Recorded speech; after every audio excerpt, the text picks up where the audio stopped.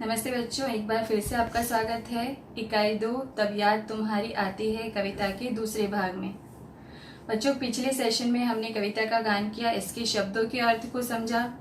इसके बाद कविता के भाव को हमने संक्षेप में जाना। हमने ये जाना कि इस कविता में किस प्रकार कवि ने प्रकृति के सौंदर्य को उजागर किया है।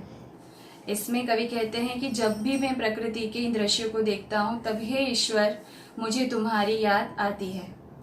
आज हम इस कविता की एक एक पंक्ति का भाव समझेंगे।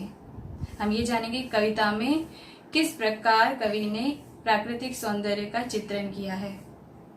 चलिए इस कविता के भाव को विस्तार से समझते हैं। इकाई 2 तब याद तुम्हारी आती है। बच्चों, इस कविता में कवि ने सुबह का वातावरण जो बहुत खुशनुमा होता है उसका वर्णन किया है और प्रकृति का कण कण दर्शनीय होता है। रिमझिम बारिश में तो सुबह का दृश्य मनमोहक और आकर्षक होता है, यानी देखने लायक होता है, हमारे मन को बहुत भाता है। तो इस कविता में इसका बहुत सुंदर तरीके से वर्णन किया गया है। चलिए हम एक के बाद एक सारी पंक्तियों का भावार्थ समझते हैं। आप इन पंक्तियों को ध्यान से देखिए। जब बहुत सुबह चिड़ियां उठकर कुछ गीत खुशी के गाती हैं।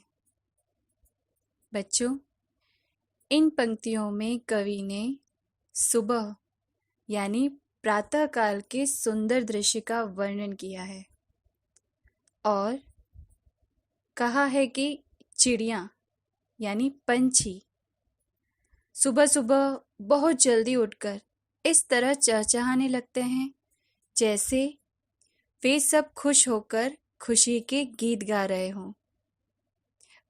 आपने सुना होगा सुबह सुबह पंछी एक साथ में बोलते हुए नजर आते हैं, चहचहाते हुए सुनाई देते हैं। तो तब ऐसा लगता है हमें कि वे सब खुश होकर गीत गा रहे हों। सुबह का दृश्य बड़ा रमणीय होता है, इसीलिए कवि को ऐसा लगता है कि चिड़िया खुश होकर भगवान को धन्यवाद दे रही है अपने चहचहाने की आवाज द्वारा। आगे देखिए, कलियां दरवाजे खोल खोल जब दुनिया पर मुस्काती हैं। कलियां यानी फूलों की कलियां जो अपने दरवाजे यानी पंखुड़ियां खोल खोल कर सोती हुई दुनिया पर मुस्काती हो, मानो कह रही हो, उठो दुनिया वालों, आलस और दुख को छोड़कर हमारी तरह तुम भी हंसो, हमेशा खुश रहो, चाहे कोई भी परिस्थिति हो, और अपने अपने काम में लग जाओ। बच्चों, फूलों से हमें ये संदेश मिलता है कि हमें हमेशा खुश रहना चाहिए, चाहे कोई भी परिस्थिति हो।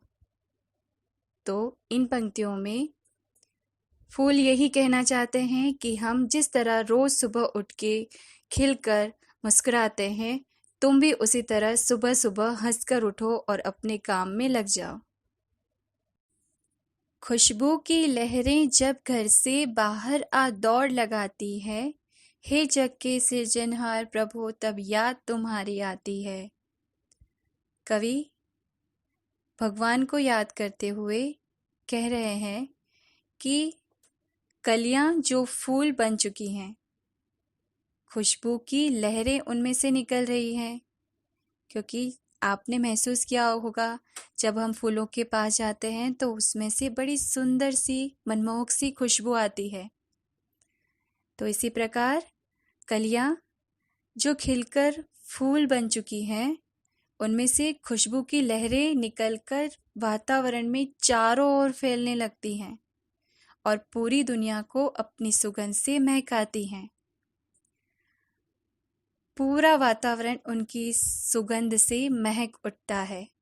अतः प्रकृति के इस सुंदर दृश्य को देखकर हे सृष्टि को रचने वाले प्रभु, मुझे तुम्हारी याद आती है। कवि कहना चाह रहे हैं कि हे ईश्वर, सुबह का वातावरण में जब देखता हूँ, चिड़ियों की चहचहाट, कलियों का फूल में परिवर्तित होना और फूलों में से जो सुगंध निकलती है, उस सुगंध से पूरे वातावरण का खुशनुमा होना, ये सारी बातें मुझे आपकी याद दिलाती हैं। देखिए इन पंक्तियों को ध्यान से। जब छमछम बूंदें गिरती हैं, बिजली चमचम कर जाती है। कवि ने इन पंक्तियों में वर्षा ऋतु में जब बारिश होती है उसका सुंदर चित्रण किया है और कहा है, वर्षा ऋतु में बादल जब बरसते हैं तब पानी की बूंदें धरती पर छमछम करके गिरती हैं। जब बारिश होती है तब छमछम की आवाज आती है। उनको देखकर ऐसा लगता है जैसे वे नृत्य कर रही हो, अपनी खुशी व्यक्त कर रही हो। वर्षा ऋतु में जब बारिश होती है तब आकाश में जोर जोर से बिजली भी चमकती है। जब बिजली चमकती है तब ऐसा लगता है जैसे पृथ्वी पर वर्षा का नृत्य देखकर आकाश भी अपनी खुशी व्यक्त कर रहा हो। बारिश का तो दृश्य ही सबसे निराला होता है ना? वर्षा में धरती पर बूंदों के साथ हर एक प्राणी नाच उठता है, उसका आनंद लेना चाहता है। इसीलिए तो वर्षा ऋतु सबकी प्रिय ऋतु होती है। आगे देखिए, मैदानों में बनबागों में जब हरियाली लहराती है। इन पंक्तियों में वर्षा के बाद के वातावरण का वर्णन है बच्चों। बारिश हो जाने के बाद हर तरफ हरियाली ही हरियाली छा जाती है। फिर चाहे वह मैदान हो, वन हो, बाग हो, बाग यानी बगीचे, वन यानी जंगल, तो हर तरफ हरियाली हरियाली छा जाती है। मैदानों में हरी हरी घास दिखती है, वन बागों में हरे हरे पेड़ पौधे दिखते हैं, हर तरफ हरियाली की बहार छा जाती है। सूखे पर्वत भी हरे भरे हो जाते हैं और ऐसा लगता है जैसे पृथ्वी ने श्रृंगार कर लिया हो, क्योंकि धरती पर जहाँ देखो वहाँ हमें हरियाली ही हरियाली नजर आती है। इसीलिए कवि ने यहाँ कहा है कि मैदानों में, वन में, बाग में हर तरफ हरियाली हरियाली लहराती हुई दिखती है।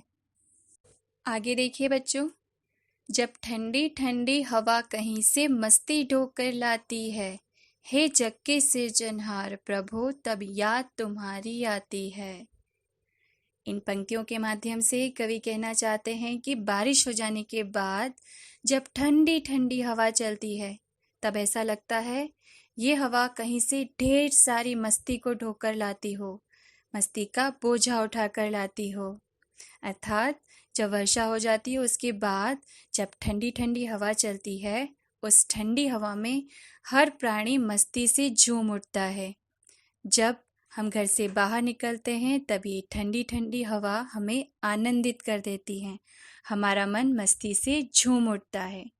संसार में हर एक प्राणी मस्ती से झूम उठता है। ये ठंडी हवाएं पता नहीं कहाँ से इतनी ढेर सारी मस्ती उठाकर लाती हैं। कवि यह सोचने पर मजबूर हो जाता है और कहता है, यह सब देखकर हे सृष्टि की रचना करने वाले सिरजनहार, मुझे तुम्हारी याद आती है। कविता का सारांश अगर हम कहें तो बच्चों, हम ऐसा कह सकते हैं कि इस कविता में कवि ने ईश्वर को धन्यवाद दिया है इतनी सुंदर प्रकृति का निर्माण करने के लिए, क्योंकि प्रकृति का कण कण दर्शनीय होता है। ईश्वर की बनाई हर एक रचना हमें अचंभित कर देती है। इस कविता में भी इसका चित्रण किया गया है। इस कविता में सुबह का वातावरण खुशनुमा होता है और प्रकृति का कण कण दर्शनीय होता है। रिमझिम बारिश से सुबह का दृश्य और भी मनमोहक और आकर्षक हो जाता है।